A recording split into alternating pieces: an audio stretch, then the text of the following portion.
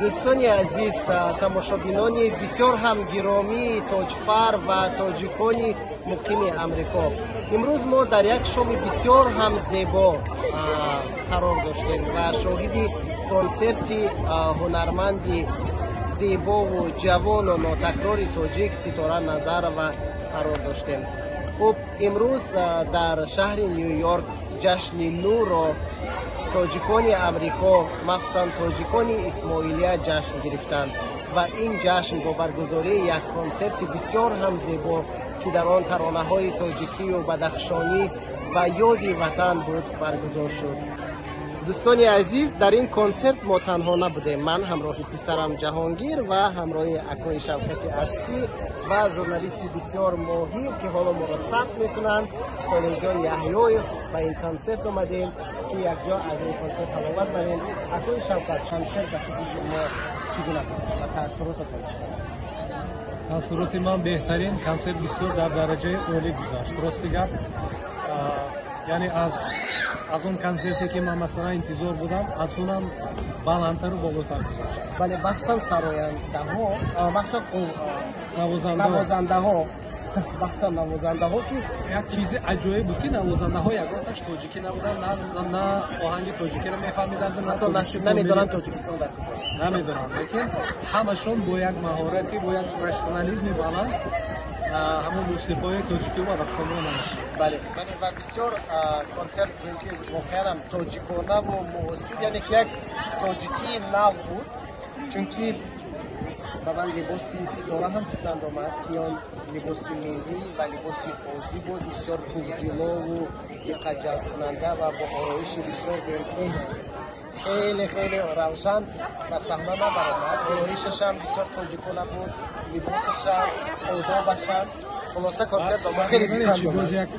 باز یک چیز باید تاکید کند که امروز تماشابینان اومده 80% اگر از تاجیکستان باشند 20-25% از دیگر دولت‌ها بودند، هم پاکستانی و هم هندو و هم روس و از قزاقستان هم حتی بودند. حتی شفاف همچون متخصص من یک سوال میگیرم، فکر شما کنسرت در استیل بانکت خوب است یا اینکه کنسرت در چنین یک تالارهای محتشم که مردم تنها هوش یادش به کنسرت است، کدامش خوب است؟ در امریکا که یک دولت آزاد است، هر یک خودش انتخاب، هر یک مردم یعنی هر یک شنونده خودش انتخاب میکنه که با چه کنسرت رود، کنسرتی که مثلا فقط در امکان نشسته گوش کنه یا که کنسرتی که هم فروغ میخوانده هم رقص کنه. لیکن اگر فکری شخصی من پرسیدنی باشد، من البته که الان خیلی کنسرت رو دوست دارم. فکر شما برای چی؟ چون که همون تماشاگران که اومدن میخواستن که فقط دقت کنن همون جوابی که در صحنه چی میشه، انا همون رو دوست دارم. چون که برای چنین بازی‌ها من فکر میکنم که توی هست روز است، اونا میتونن جشن‌های دینی رقص و خوراک آمیخته کنن در اون معرکه ها.